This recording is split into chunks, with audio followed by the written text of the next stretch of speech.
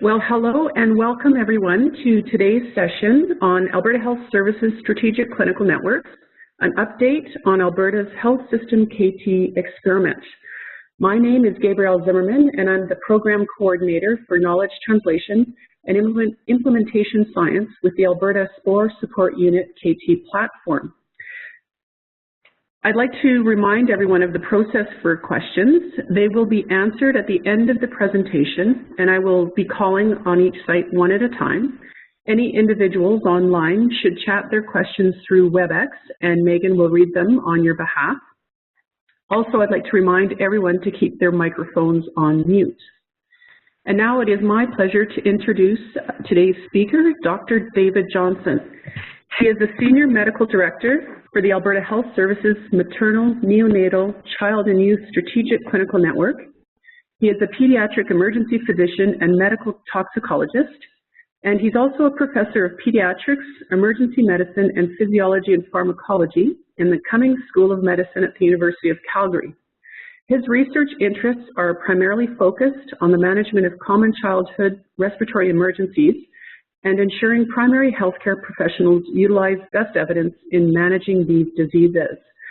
Thank you very much for joining us, and I'll now hand it over to you, Dr. Johnson. Gabrielle, thanks very much. It's my pleasure to be able to present today about the Alberta Health Services Strategic Clinical Network. As many people will know, it's been ongoing for a while. In fact,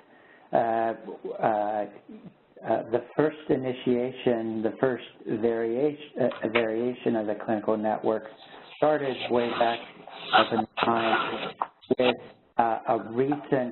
with the most recent format starting in 2012, which I'll talk a little bit about. What I'd really like to focus on today is to give a bit of update as to where we've gotten, because I think there's some significant success stories that can be told.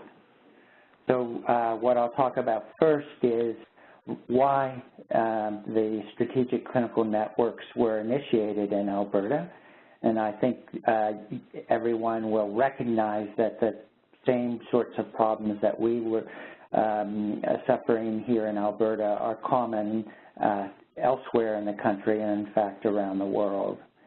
I'll talk a bit about what the SCNs look like, a bit of history in a hopefully colorful way, how strategic clinical networks work. I'll highlight a couple of substantial success stories that I think can give you a sense of the power of strategic clinical networks. And then I'll go on after that to talk about what some of the ongoing challenges and supports are from my perspective. And then after that, a little bit about future threats and opportunities.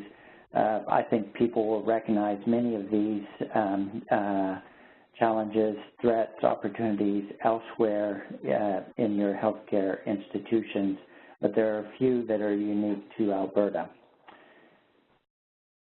So what's the problem?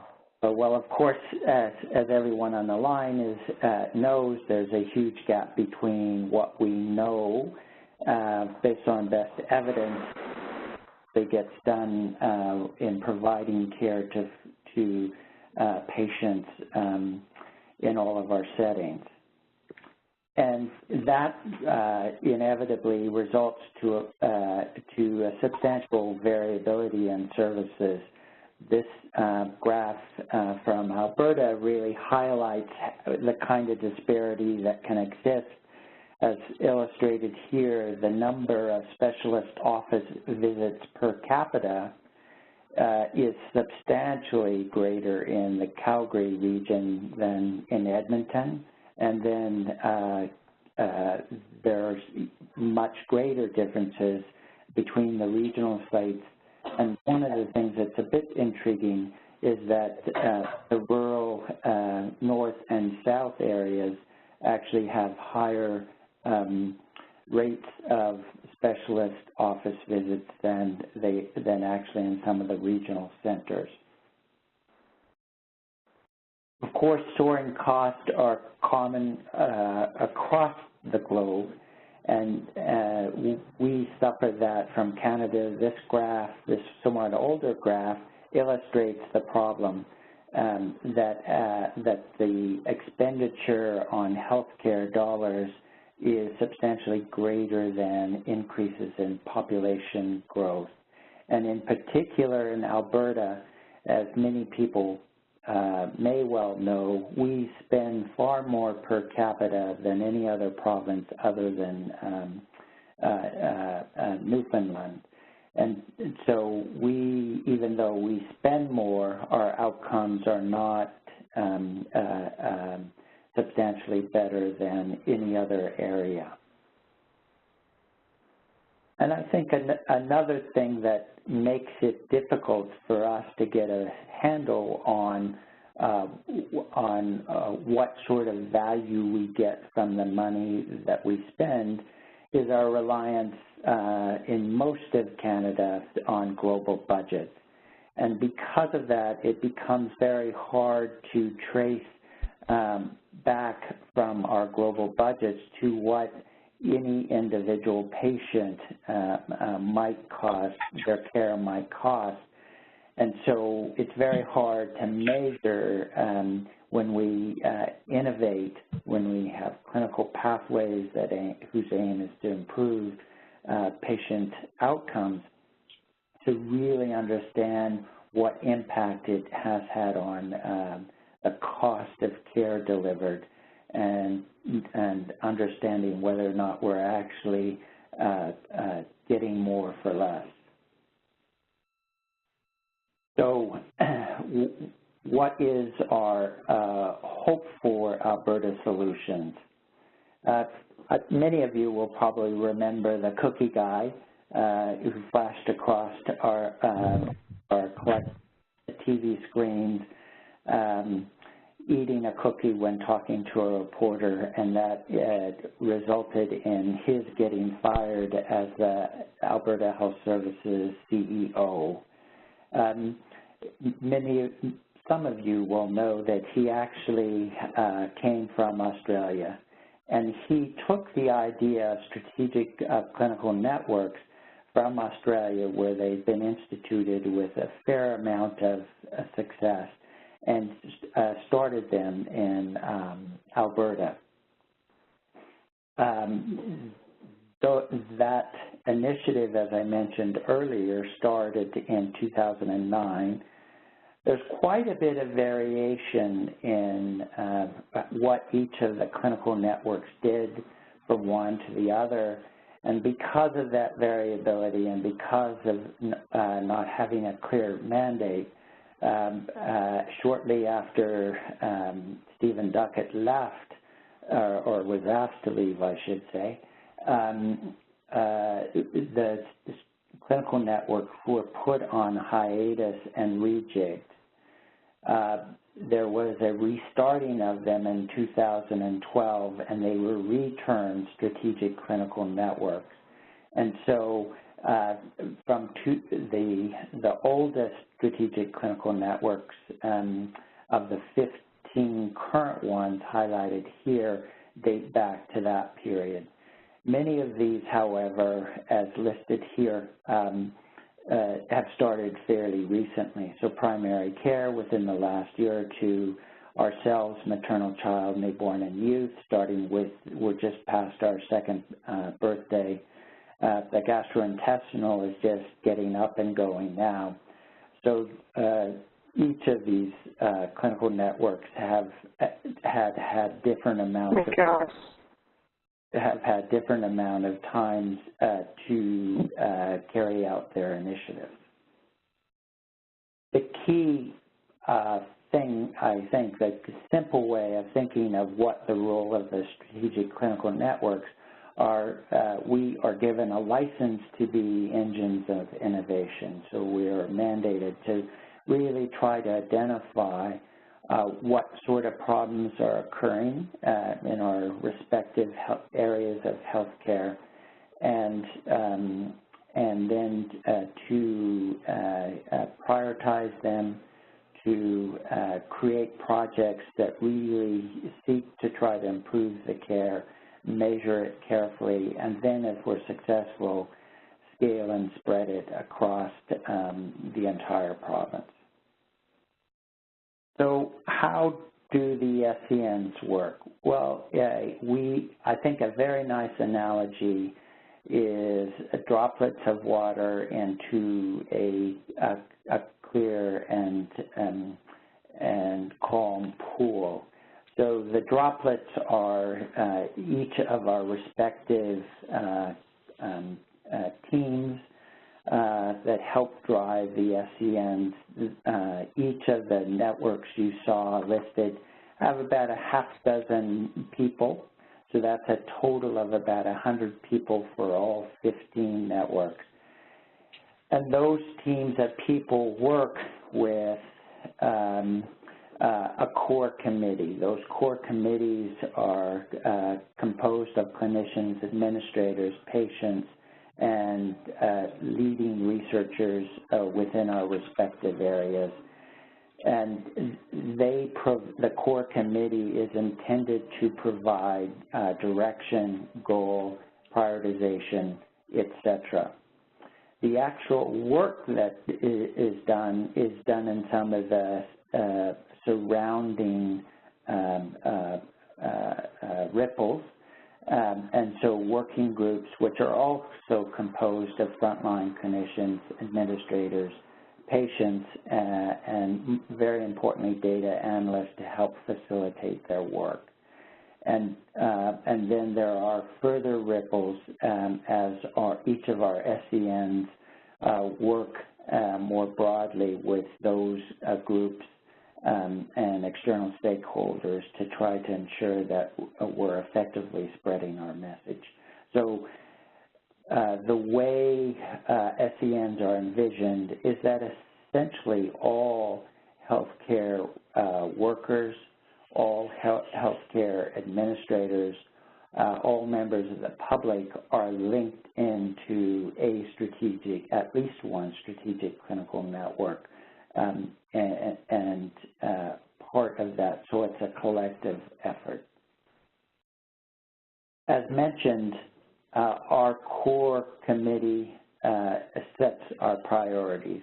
So our working groups really do the hard work of thinking through what across a particular area should be the priority that's brought to the core, and it's discussed broadly, and then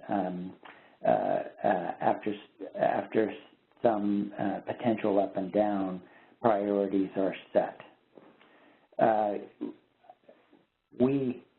A central part of what the strategic clinical networks have done is try to ensure that patients are listened to in that process. Each of our SCN core committees have a significant patient representation. You might argue that we maybe should have more, but definitely in our case, we have very vocal patient representatives. One of our patient representatives is online, and I'd love to hear from her a bit later to provide you with her perspective on how things are going. As our priorities are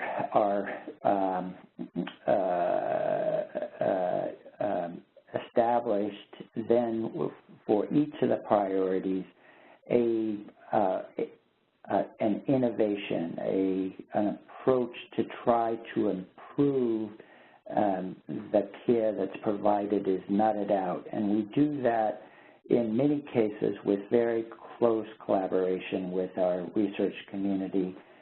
In my case, I'm a long-term researcher, and so a central part of that, my role is to try to facilitate that. As well, we have a scientific director. Each of the strategic clinical networks have that, a very experienced researcher with the Alberta research community to really facilitate incorporating researchers in our respective areas to participate in making sure that our projects are rigorously developed and have really substantial ways of evaluating outcomes. Another central part of what we do is trying very hard to assess the cost impact as well as the quality of our initiatives. And so that's been given a high priority. I'll just indicate that there's a number of the SCNs that have really taken this a bit further to really try to establish methods for costing at an individual patient level. There have been a number of success stories. The Bone and Joint Strategic Clinical Network have done that very successfully and have done a lot of work there, and in fact are starting to explore alternative ways of funding clinical care other than just programmatic research.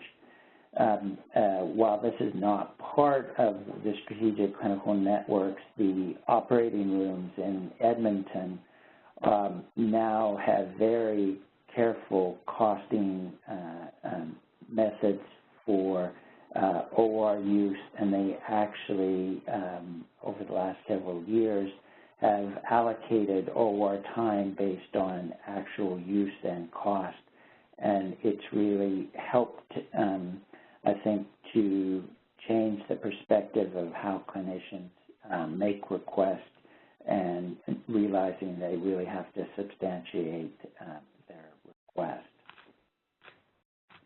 Our strategic clinical network has done a lot of work on that, and we have some very exciting initial results at our ability to look at the cost of care for a specific area or specific diseases.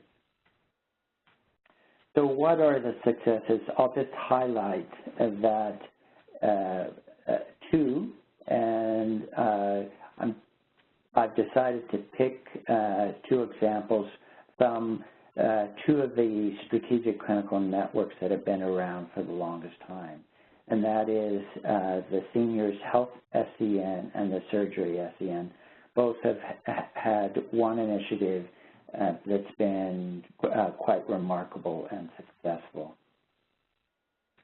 And so the Seniors SCN, one of their lead projects has been the appropriate use of antipsychotics in long-term care facilities.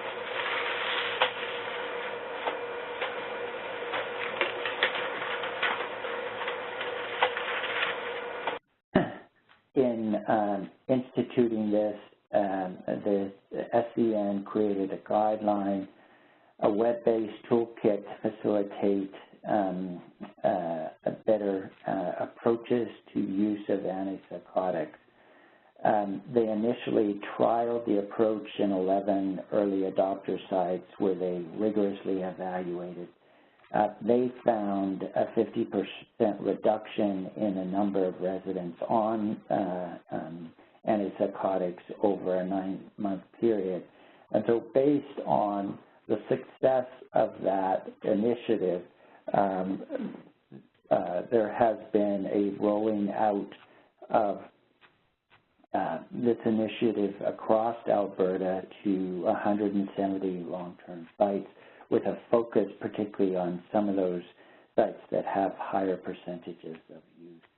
There have been, as you can see on the slide, a series of collaboratives for those higher antipsychotic use institutions.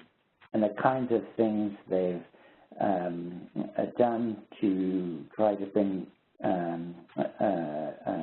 spread the word is the standard education, but both of staff and family, and then audit and feedback to each of the sites.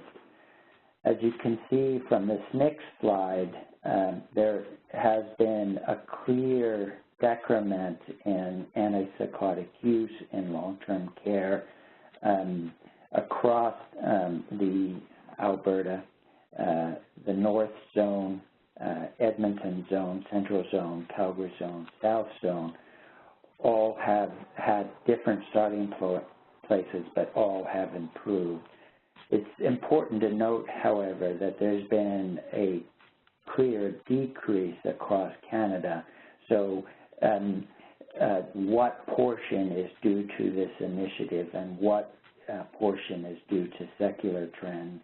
It's a little hard to tell from this data because it doesn't have controls embedded within it.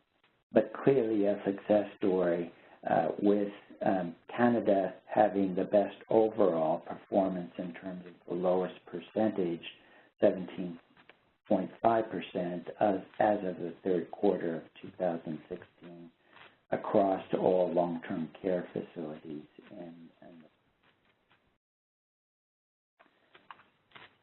The surgical success story focuses on the Enhanced Recovery After Surgery initiative. Many of you probably won't be aware of this initiative. It started back in the 1990s, led by a colorectal surgeon in Denmark who, based on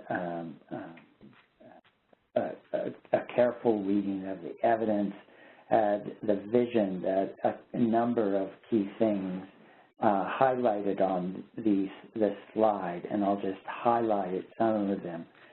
Very early oral nutrition, for example, drips are started even in the recovery room. Key sorts of things like no nasogastric tubes, stimulation of gut motility, no prolonged fasting prior to surgery, short-acting anesthetic agents, early activation after surgery are keys to that. The surgical SCN, in collaboration with the Diabetes and Obesity SCN, decided to initiate a ERIS pilot in 2013, and it was done at 3 of the big hospitals in Alberta. And that evaluation was facilitated by a grant from Alberta Innovates, our funding to the SCN, and there was a substantial amount of collaboration with various portions of our healthcare system. As highlighted here from 2 sites, Peter Lougheed and Grey Nuns Hospital, so both at Calgary and Edmonton Hospital, you can see that there was substantial decrease in overall length of stay, so a 2-day shorter period of time, fewer complications, 10% fewer subsequent readmissions, and the length of stay for those admitted subsequently dropped by 5 days. So substantial improvements across those 2 hospitals, which seems to be true across all the other hospitals as well.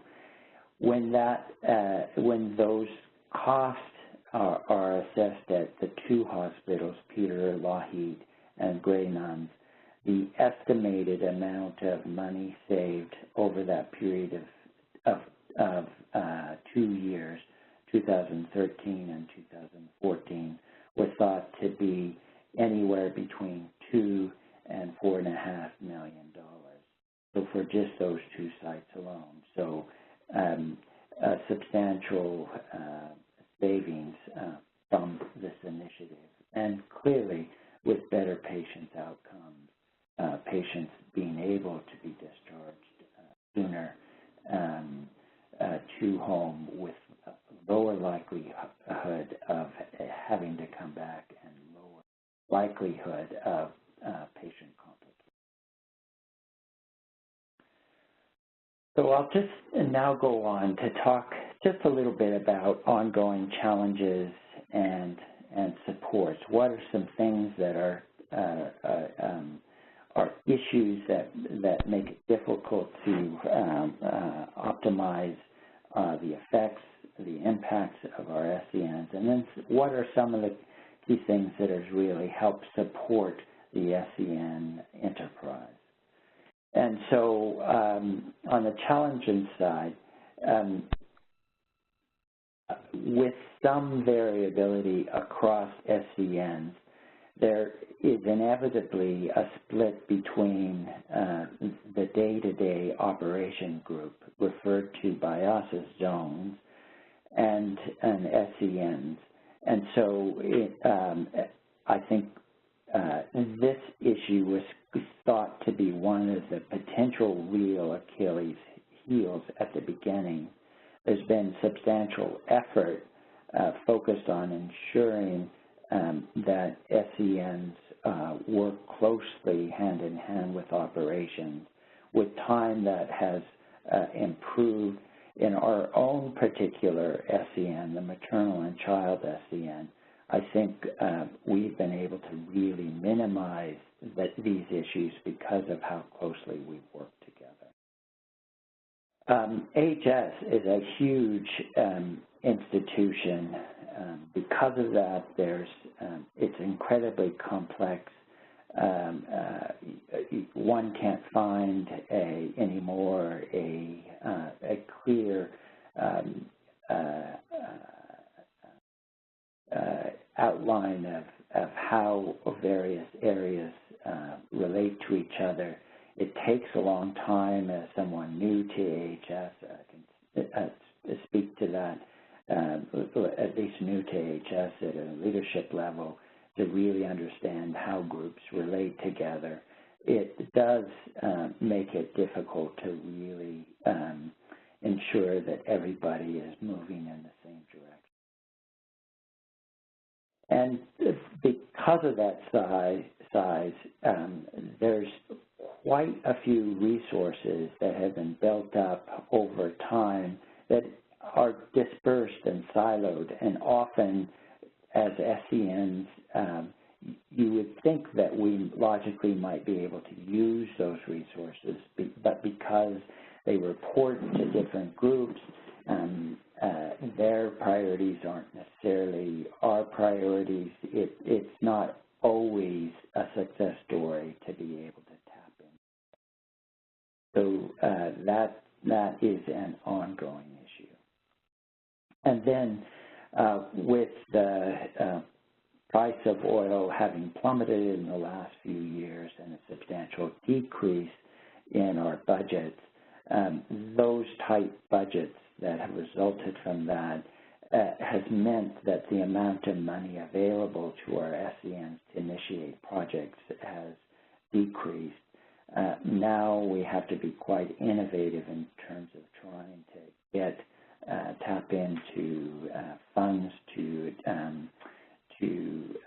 move our projects forward, and that inevitably takes a fair amount of work and time. It's also limited some very practical things like travel. In the last year, we've had a substantial ban on travel, which makes it difficult for a provincial group to really develop cohesion if you can't meet, at least initially, face-to-face and develop the kinds of bonds that are necessary to have groups really work well. So that's been an ongoing, challenging way of learning how best to utilize technology to try to do that with very selective face-to-face in key situations. There are a number of things, though, that has provided support, and currently we have excellent leadership, starting at the CEO of Alberta Health Services. CEO is a pediatric nephrologist who is, I think, a superb leader, very well liked, very well organized, has very good relationships with Alberta Health and the current government, and I think is doing an excellent job.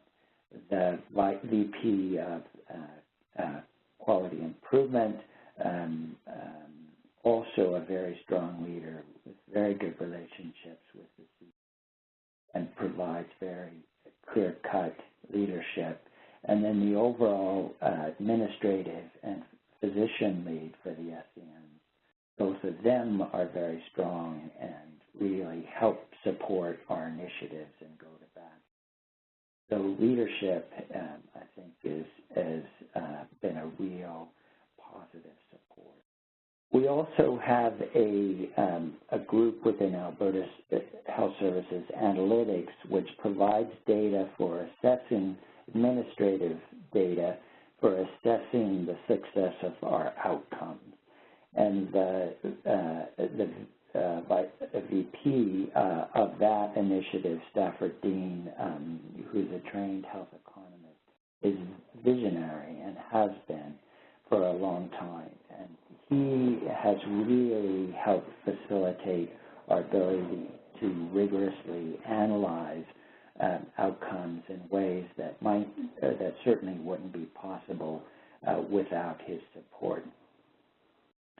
I think also in some cases there are tight clinical communities that really facilitate things. Speaking to our own maternal and neonatal and child communities, they are remarkably cohesive, really know each other well, play well in the sandbox, and so I think that we've really benefited from that. And then the last thing I would say is that over the course of the last 5 years, since the latest version, the Strategic Clinical Network version of the SCN instituted, there is an increasing belief in the SCN concept, I think, because of some of the success stories, for example, that I highlighted for you. And so now operations, people in operations are now coming to the SCNs to look for help in solving problems. So there's a growing belief in the strength and the capacity of SCNs to help improve patient care outcomes. So future threats and opportunities, of course, the top three here are population growth, change in demographics toward higher percentages of seniors, the difficulty with trying to keep costs down because of labor and collective agreement. Those are all things common across all provinces within Canada. What's unique to Alberta is the importance of the price of oil and the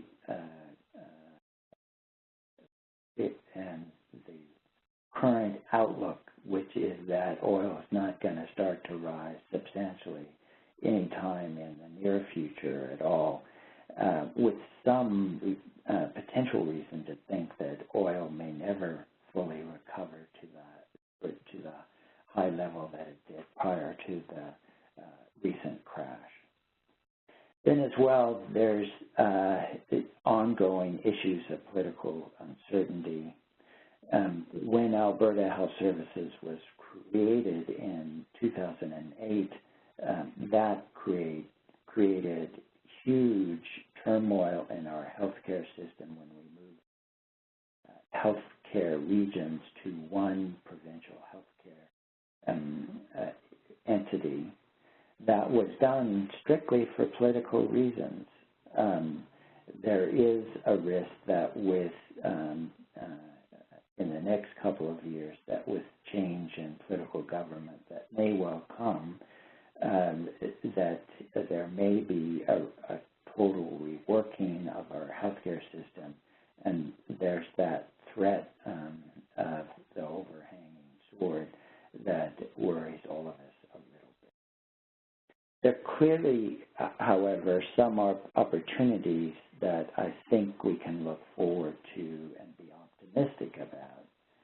There is a provincial-wide initiative to create a virtual ICES in reference to the Ontario Data Health Repository-like system here in Alberta that has good traction and is moving forward. If we can realize it broadly, I think that can really help to even more greatly facilitate our use of administrative and clinical data to assess the success of our SCN. As well, Alberta Health Services is currently in the process of identifying one software company to provide a clinical information system.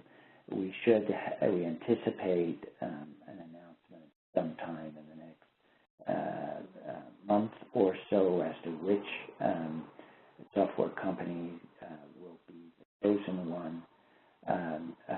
With that, I think there's a lot of potential opportunity for ensuring that for example, physician order, electronic physician order systems really can be used to help track how we're doing in our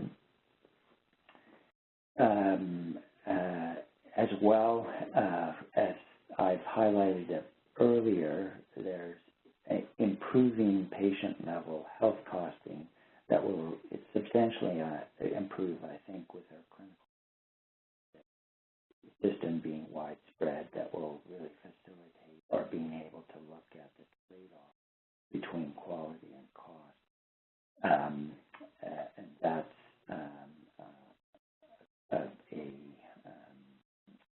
something to look forward to. And then lastly, success builds on success. I think with having achieved some substantial early wins and potential for ongoing wins, hopefully that will maintain enough momentum that if we suffer the instability in our healthcare system, that we can maintain the SCNs and what the successful things that they've achieved. So I'll stop there for questions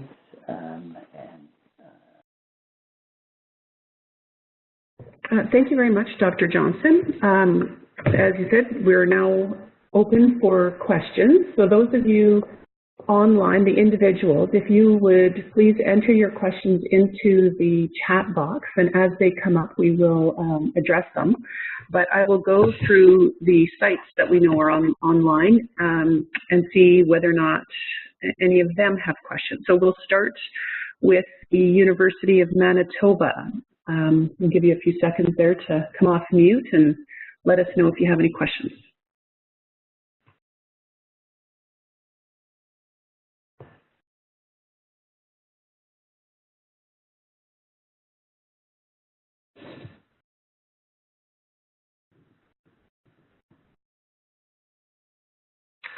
Any questions from the University of Manitoba?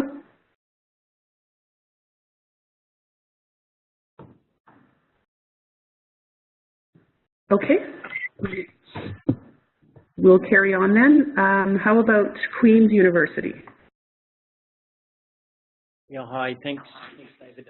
Just wondering, the slide you had about harnessing the research. I wonder if you could just expand a little bit more on that and how, maybe some examples of how perhaps they've been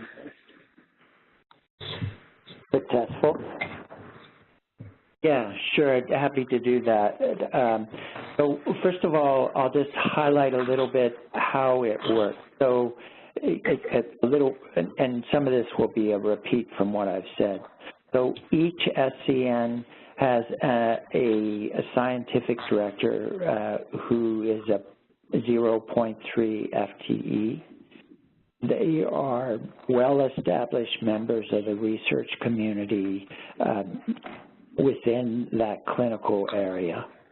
There is a full-time assistant scientific director that essentially supports the scientific director. The role of that scientific director is to ensure that each of the SCN teams are thinking about how we can connect to the research community on an ongoing basis. So I'll just provide a few examples of how that's worked. So for maternal and child SCN, one of our priorities has been development of a clinical pathway for concussion. Of course, concussion is a big issue in children, and how to manage it is important, and certainly there is ongoing research going on in this area. We have the good fortune of having some international research leaders in this area. So what we've been able to do is incorporate those researchers into the group of clinicians who develop the clinical pathways initially. And now the senior concussion researcher who has really brought together a provincial team of researchers in the area has taken the lead on an implementation project to rigorously evaluate outcomes of that pathway initiated at 5 emergency departments across our province. So I think that's a good example of what's happening in many cases across the SCNs, where because of this focus on research, because of having scientific directors who are very experienced researchers, that we can tap into the research community and create a win-win. For example, with concussion research, the kind of thing that we're able to do with Keith Yates, the leader I was making reference to, is really facilitates his research program, but at the same time, it really facilitates improving outcomes at a clinical level. Does that answer your question? Yeah, that's great. Thanks very much. No more questions from us. Thank you. Yeah. Great, thank you. How about the University Laval? No questions from Laval, thank you. All right, thank you. How about the OHRI in Ottawa? No questions here. Thank you. St. Michael's? I have some questions from people online. Would that be okay? Absolutely. Please go ahead. Okay, perfect. So the first one says, could you tell us about some of the initiatives within the maternal, newborn, child, and youth SCN? And the second part of that question is, could you also talk about the lessons learned? Sure, be happy to do that. So our SCN is quite complex. We have 3 large communities: obstetrics, neonatology, and child health. Each of those areas have established their priorities. I mentioned, I'll focus on child health. I'm a pediatrician. I have a certain bias about that, I have to admit. So in addition to the priority, so we have 3 priorities for child health. In addition to the one I've already mentioned, concussion, we have 2 others. One focused on trying to improve use of regional pediatric facilities to help us better cope with current demand in hospital beds, and to do that using telehealth and innovative telehealth initiative where we actually have pediatric hospitalist and specialist and nursing leads at the Children's Hospital do daily rounds with pediatricians and nursing staff at some of the regional centers in order to help ensure that as many kids as possible stay in the regional sites. So that's a second. A third is to try to decrease the problems associated with transitioning children with chronic disease to adult care. And so that's a major initiative that's ongoing, a lot of work on that, a lot of people interested. And the particular project that's being implemented is use of a navigator to try to facilitate transition in both the 2 children's hospitals in Calgary and Edmonton, and that has been funded by various sources and will be rigorously evaluated. So those are.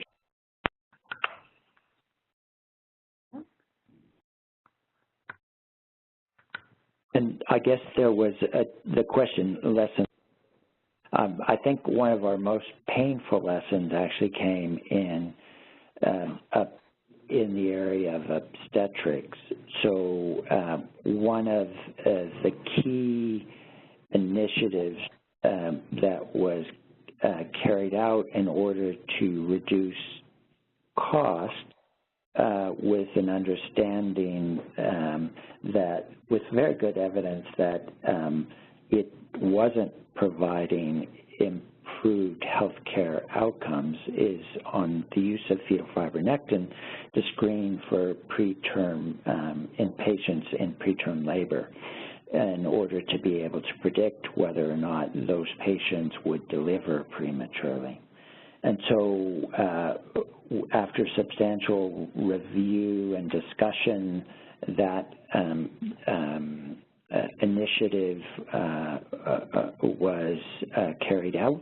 So the use of fetal fibronectin was discontinued within our laboratory system. We had a huge uproar from family physicians in rural centers who really weren't adequately involved in the discussion. And so we are now needing to go back and redo that discussion, focusing on rural centers in order to really try to address some of the concerns they've raised. So we don't always do it right, and that was a very painful example. Okay, thank you. And then there's a second, or another question from the same person. She says, I also agree, or I guess it's more of a comment, but I also agree with your comment regarding support services being siloed. I think having embedded support to assist the SCNs is vital.